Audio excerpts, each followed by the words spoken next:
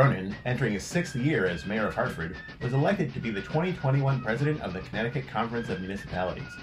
During his time as mayor, he has been a leading advocate for greater regional cooperation, broader recognition of economic impact of municipalities, as well as an over-reliance on the property tax to fund local governments. He joins us today to talk about these topics and policy issues that CCM will be following throughout the year. We'd like to thank our premier sponsor at Digital Back Office, Palo Alto Networks. Check them out at digitalbackoffice.com or paloaltonetworks.com, as well as our sponsors at Gateway and Housatonic Community Colleges. The Municipal Voice is the Connecticut Conference of Municipalities podcast in collaboration with WNHH LP 103.5 FM. I'm your host, Matt Ford. As always, be sure to give us a like and let us know what you're thinking in the comments.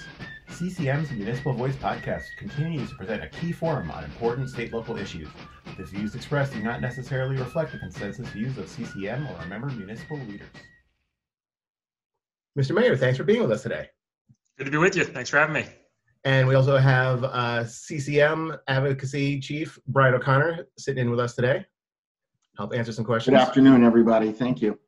Good to see you, Brian. Mr. Mayor, so first of all, congratulations. You were recently elected by a board of your peers to be the president of CCM for this year. So how is that? Does that feel good?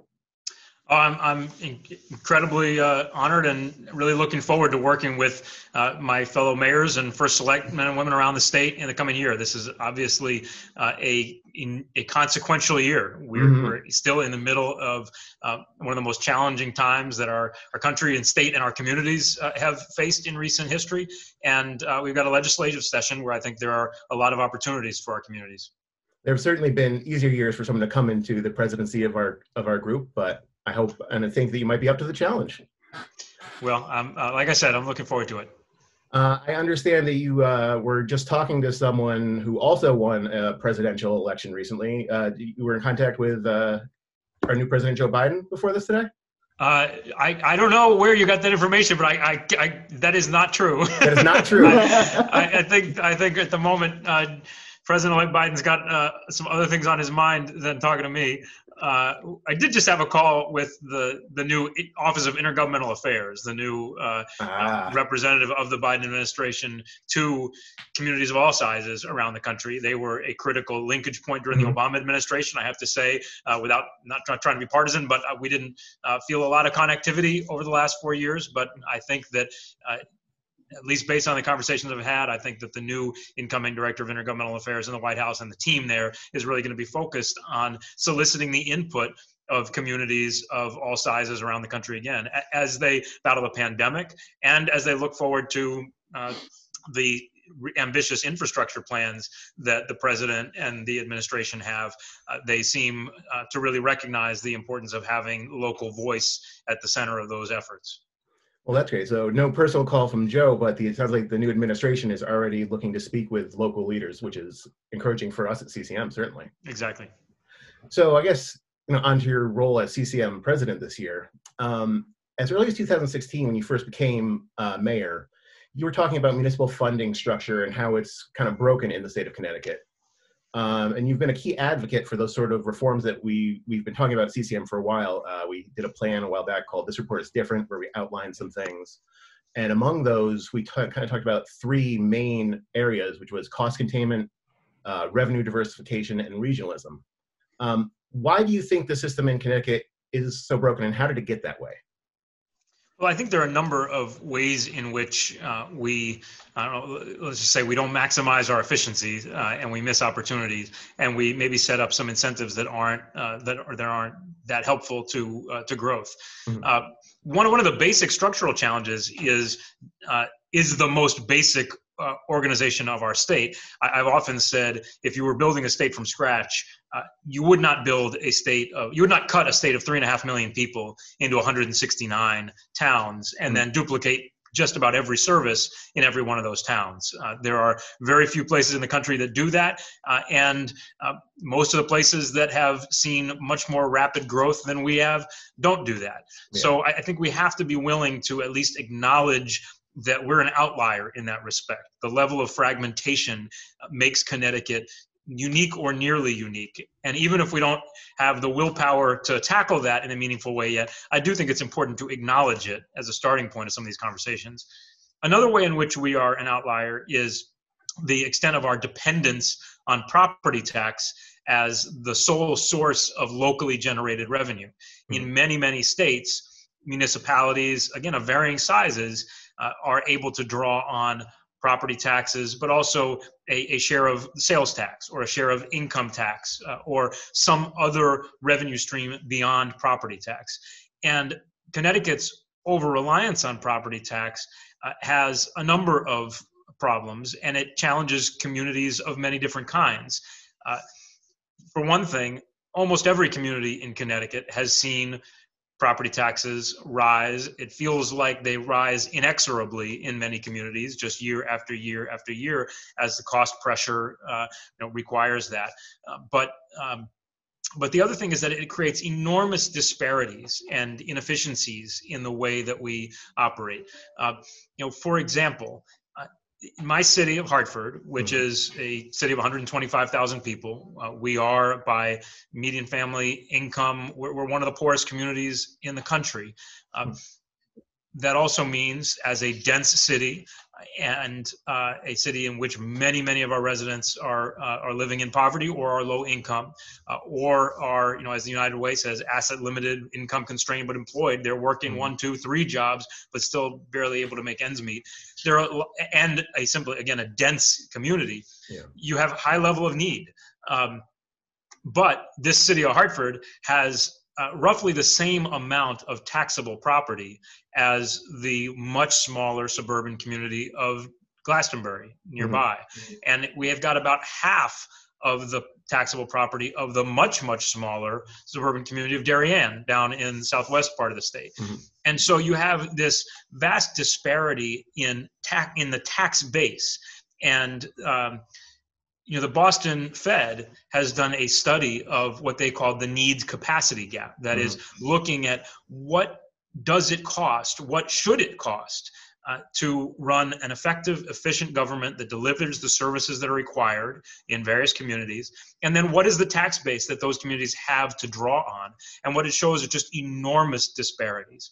I also think that we may see some widening of those disparities as a result of the pandemic, because in a city like Hartford, although this is not true just of Hartford, you're very likely to see higher commercial vacancy rates in the years ahead as commercial tenants rethink their footprint, as they maybe come back into the office but don't come back into the full amount of space.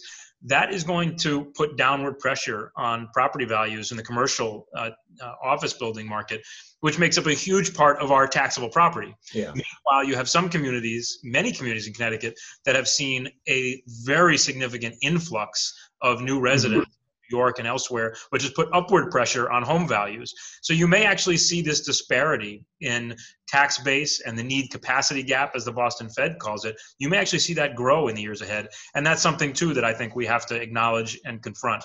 But the bottom line is, I think a local funding mechanism that drew on multiple sources rather than just one would, I believe, make our communities more resilient, would be more equitable, and also might even get rid of some perverse incentives that very different communities than Hartford have to wrestle with, which is, they may not want to bring that big box store in, but they feel like they've got to because it's going to help boost their grand list. I think separating out the revenue considerations and the tax considerations from the planning and development considerations could be beneficial for the development of this state. That's really interesting. Brian, could you talk a little bit about some of the legislative, specific issues that would be coming into play as you're trying to push this agenda forward for the year? Yeah, I was going to say, I know Mayor Bronin has been very active in some of the revamping of the pilot program, or payment in lieu of taxes. And I think, one of the things that we're looking at is trying to provide equity, especially with towns that host many social services for a regional or within a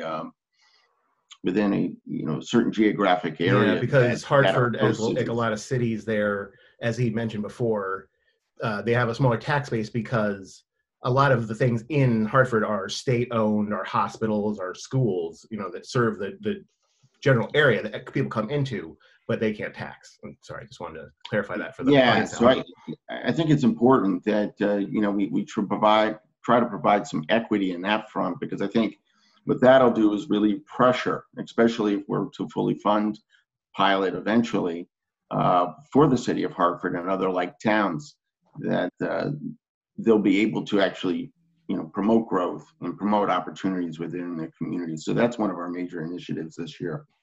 I think that's a really important one. And I think that there is a pretty strong unified support of the CCM membership to push that. That effort to push for more fully funding the pilot formula, payment in lieu of taxes formula, has been a long-standing priority of CCM. But I think we may have an opportunity right now.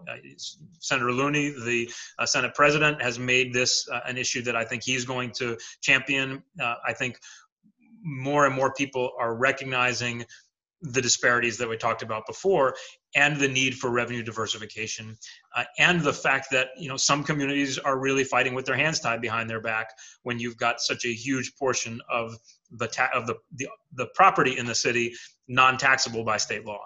And just to step back for a second to give the basics, Connecticut has for a long time had a formula on the books. Mm-hmm. It called for towns to get reimbursed at a certain rate for the non-taxable property that they had. That formula has been nowhere near fully funded for a long, long time. And what we're calling for now is both to put more resources into that formula it will help dozens of communities across the state, but also to do it in a tiered way so that the resources are going in a way that's weighted where the need is greatest. Yeah, I know Senator Looney was talking about restructuring the program like that to take a community's needs into consideration when they're deciding how much funding. What are some of the ways that you think the state of Connecticut could contain costs? Well, I think there's a number of ways. Let's start with the issues that affect local government. I do think, and I have long thought, as we talked a little bit about earlier, that there are opportunities to promote shared services at the local level more ambitiously, more boldly than we have done in Connecticut. And there's one example that's often cited. To me, it's one of the most obvious, and that is 911 call centers, or the fact that nearly every town in Connecticut has its own emergency dispatch center. It's not a 911 call center. When you've got communities, you've got places like Harris County, Texas, which is roughly the size of the state of Connecticut, that's got one or two or maybe three, I think shows you just how far we are from efficiency. Now, maybe you wanted to meet in the middle. That still leaves a lot of room for efficiency. I tend to believe that there are opportunities to think even more boldly than that. There are a lot of people who don't like me for saying this, but if you look at the region where I sit, it's not clear to me why there should be separate professional fire departments in Hartford and a half dozen communities around Hartford, rather than providing that service on a regional basis. It's not clear to me why some of the most basic functions, including public works, couldn't be done on a regional basis. And when people, I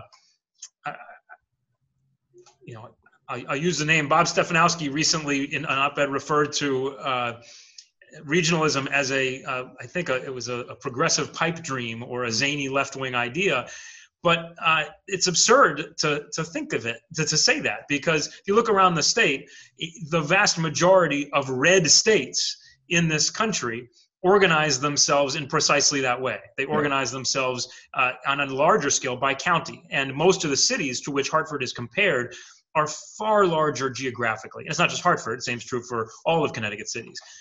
We are a tiny fraction of the size of the cities to which we are often compared. And that's not just, that doesn't just result in an apples to orange comparison, but it also, I think, creates some real inefficiency in the way we deliver services at the municipal level in Connecticut. Now, on bigger issues, I think that Connecticut has made some good progress in funding its pensions. Starting about a decade ago, Connecticut began to really fund its pensions after decades of not funding those pensions at all. But we have to acknowledge that obligation is going to continue to put some real pressure on Connecticut for a long time, and we may have to continue to look at some significant reform opportunities there. But the other thing I would say is, Connecticut needs to grow. Connecticut desperately needs to grow. And this is one of the areas in which I think that the future of Connecticut cities and the future of Connecticut suburbs and small towns are tied directly together.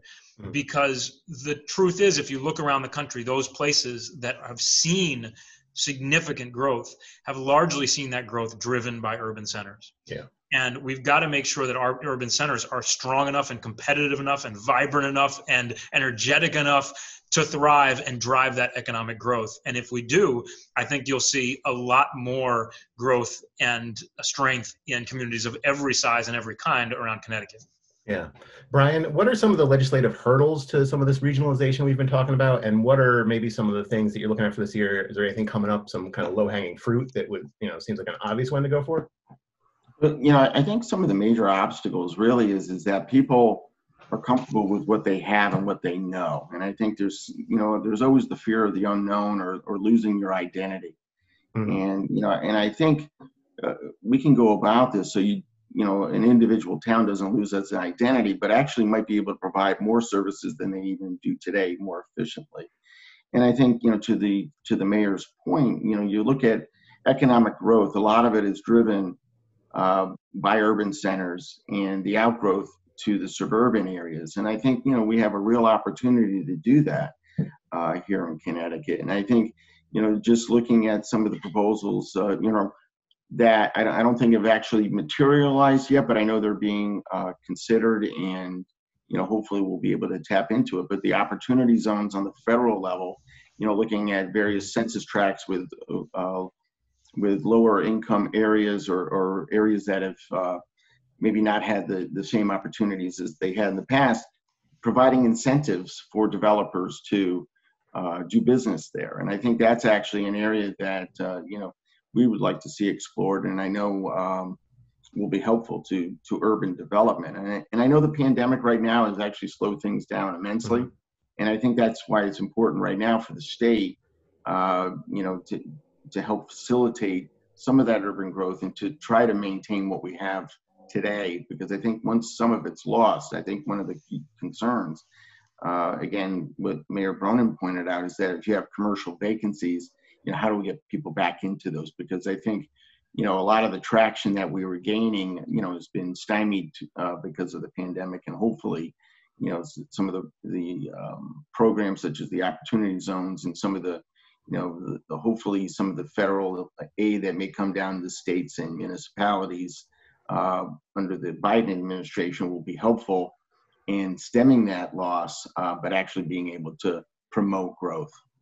Yeah. Recently, I was talking to one of the COG leaders, and they were talking about how they were hoping that the COGS could start functioning, or taking some of the functions that counties have in other states, specifically towards some federal grant money and things like that coming in. What do you think of something like that, Mayor, as far as regional, some of the COGS handling that? I definitely think it's important to make sure that we're not losing out on federal funding opportunities because of our structure, and to make sure that COGS can play the role of applicants or recipients for formula funding from the feds is really important. So I absolutely agree with that.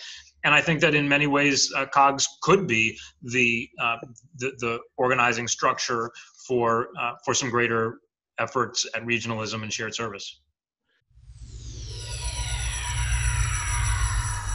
You are listening to the Municipal Voice on WNHH LP 103.5 FM. The last leg of reform that we haven't kind of talked about yet, a little bit, but revenue diversification. One issue that comes up a lot on this podcast is the idea that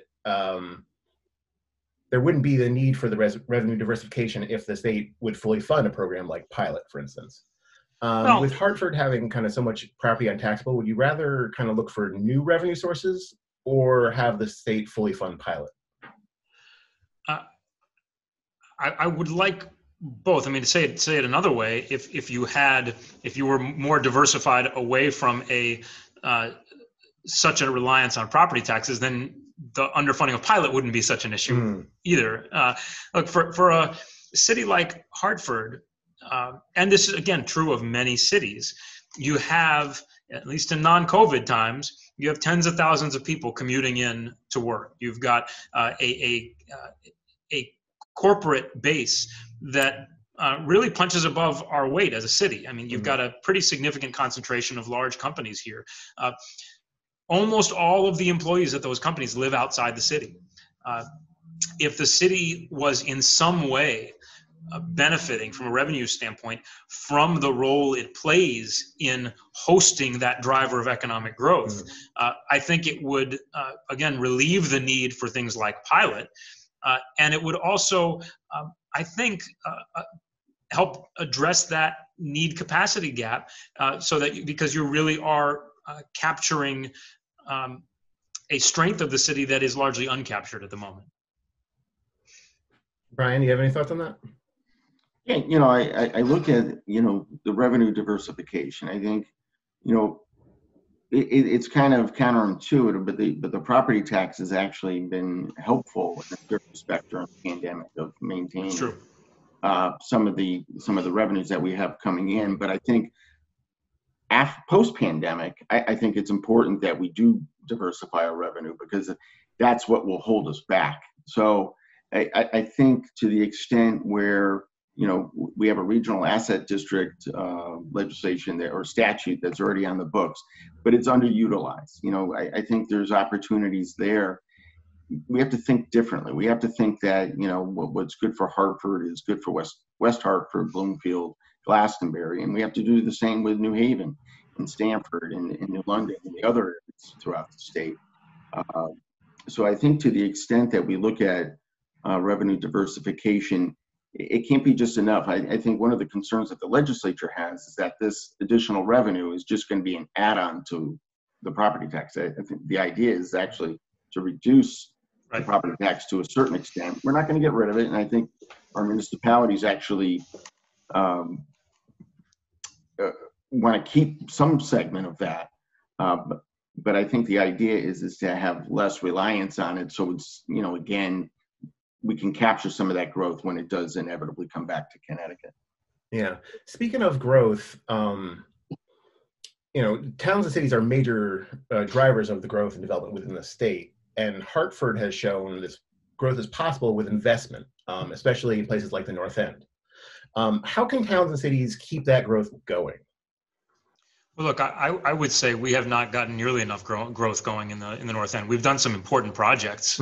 We've renovated schools. We've done a lot of work on key commercial corridors like Albany Avenue, which I think is critical work to helping provide an environment and a place in which small businesses can be successful, and we can help drive foot traffic. And we have lots of work that we're doing to try to build on that, and also build connections from the developments happening around our baseball park up to North Main Street and Albany Avenue. But I think it's important to say we got a long way to go in really promoting growth and growth of economic opportunity in our North End and a number of our neighborhoods.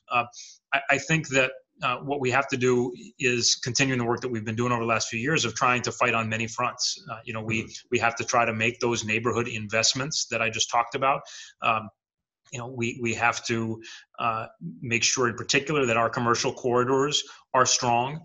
And then I think we also have to make sure that our central business district is strong and that it's vibrant and vital. And one of the challenges for Hartford over the last few decades has been that Hartford's downtown, the central business district, was never really a residential center. Yeah. And so once you started to see places like Blueback Square and other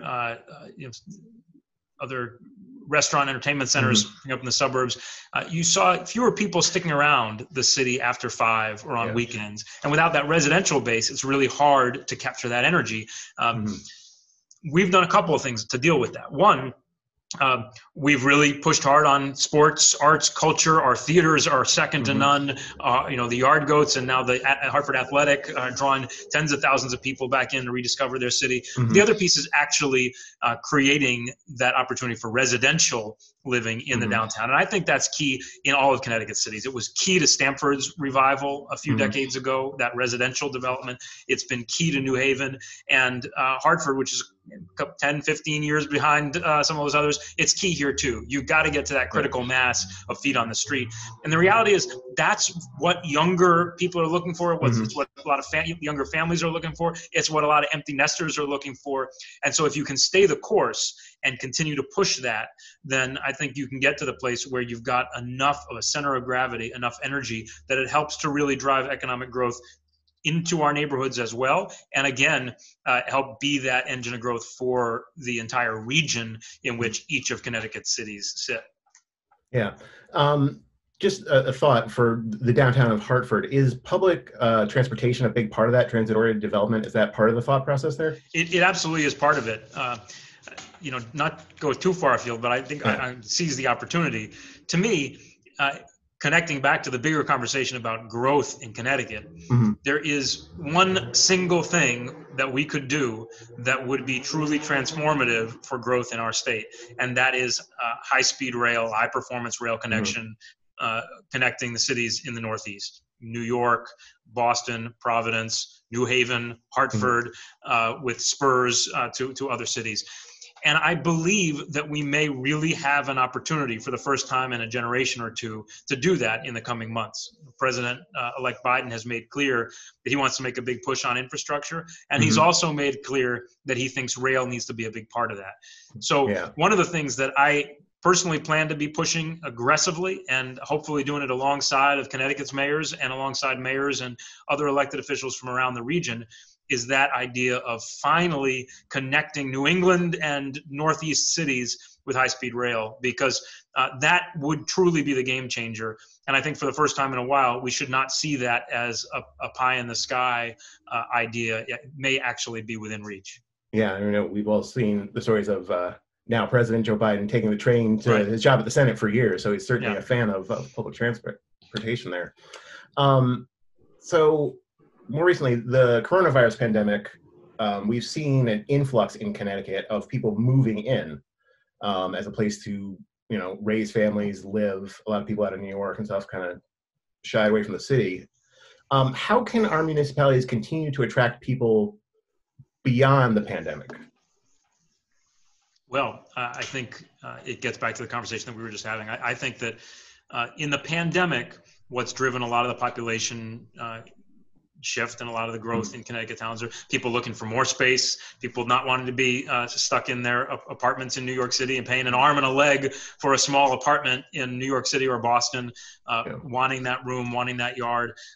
But I also think you're going to see a bigger shift that was already underway to mid-sized cities, where the value proposition is just better than it is in a place like New York or Boston or San Francisco.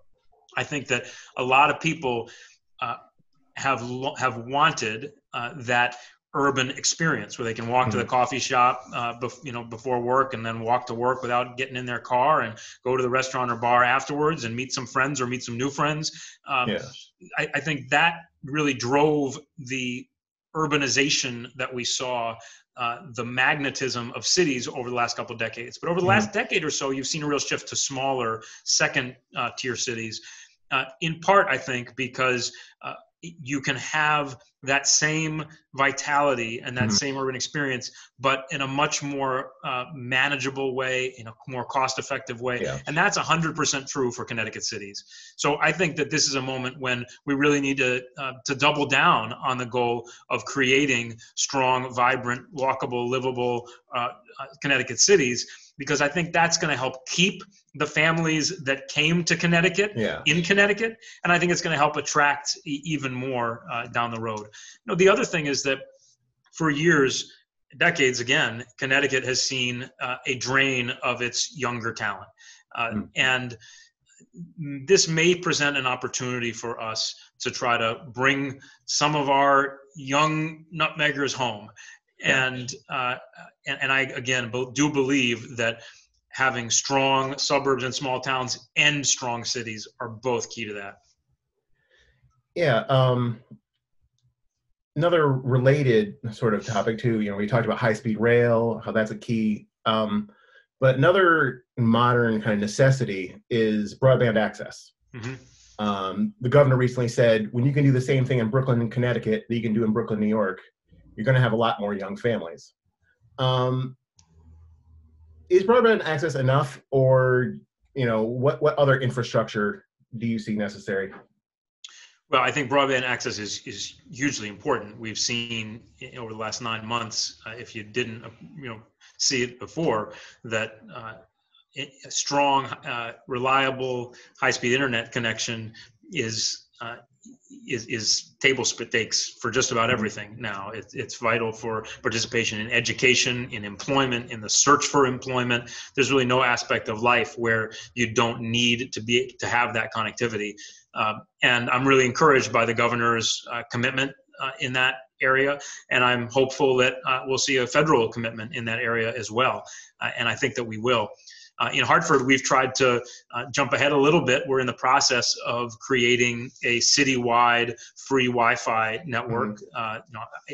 As I've said a number of times, this is not going to close or be the super highway across the digital divide, but hopefully it's at least a footbridge that makes that passage possible. And I think we need to see more of that here and more of that all around the state. It absolutely is right that in this time when people are thinking about the way they work, the way they live, the way they go to school, if you can be well connected, you can do it from anywhere. And if we can make sure Connecticut is well connected, that can be to our advantage. Yeah. Hey, Brian, are there any legislative obstacles to towns doing things like offering free broadband in their downtowns? I know there's been stuff in the past where there were some problems with that. Has that been cleared up, or is there something that still needs to be done to fix that? I'm sure they'll rear their head up again. But I know some of the telecom companies that that invest in are in the for-profit business of providing those services may object on some level. But I think there's a real momentum. I think, again, spurred on by the global pandemic as to some of the inequities of not having that broadband service. And I think, there's more of a realization that this is now a utility that is necessary for growth, but also to remove inequities, not only from the business angle or economic development angle, but also educationally. I think, that's one of the areas that I think Connecticut needs to reinvest in and capitalize on is our education system. We're one of the top areas for education on the secondary level and also on a collegiate level as well. And I think to the extent that we can reduce the disparities, from our urban centers to our inner ring suburbs to our suburbs and rural areas, I think we'll be well suited. And I think, that's one of the key things that we're going to be working on.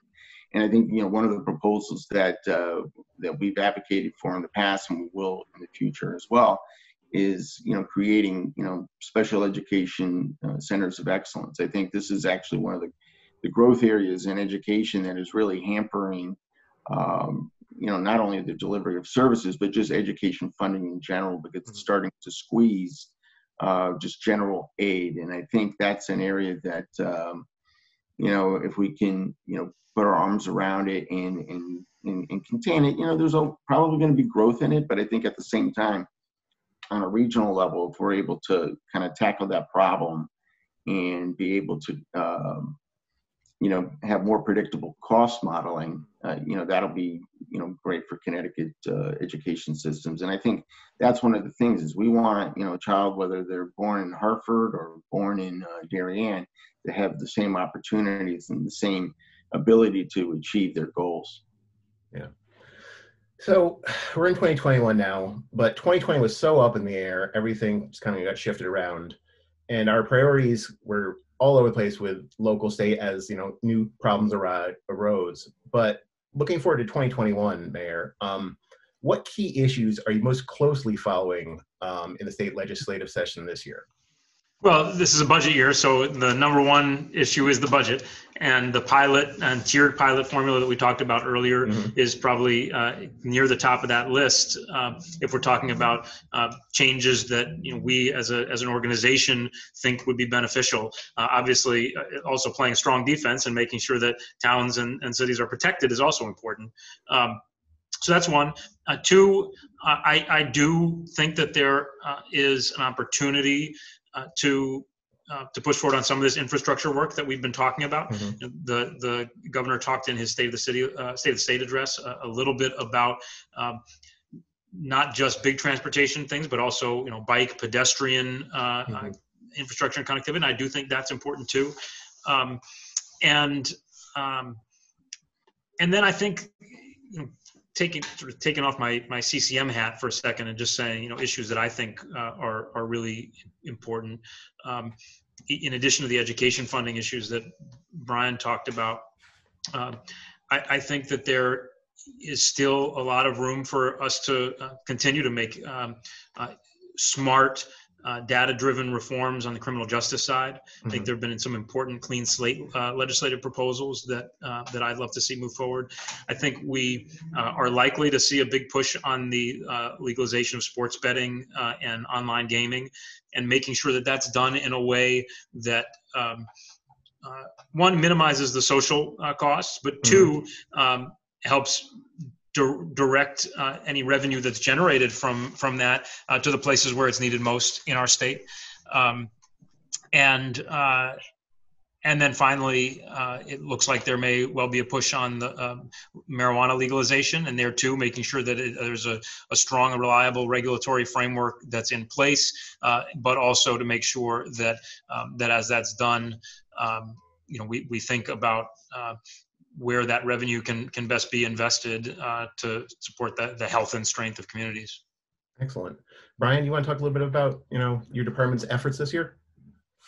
Yeah, I was going to say, one of the key things, in talking about not only pilot, but also other funding sources, educationally and in infrastructure such as TAR and the LOSA programs, is that do no harm. I think, we were encouraged by the latest revenue numbers that came out of the comptroller's office in the state. So to the extent that we can maintain municipal aid, that's very important to us. And I think also just being able to tackle some of our unfunded liabilities, such as some of the pension obligations that the state has, that we're able to mitigate those and basically smooth them out over time, so that it doesn't squeeze some of the discretionary funding that does go to municipalities. And I think that's one of the things that we're going to be most mindful of. And then also growth opportunities, we're always advocating for those as well. Yeah. Mayor, back to you. I know at the beginning we said that you had already heard from the new Biden administration reaching out to towns and cities. What do towns and cities need from the federal government in terms of ongoing COVID response, as well as the economic stimulus? Well, I think one of the most important things is something that is an element of what President-elect Biden has proposed in his large relief bill, and that is direct assistance to states and cities and towns around the country.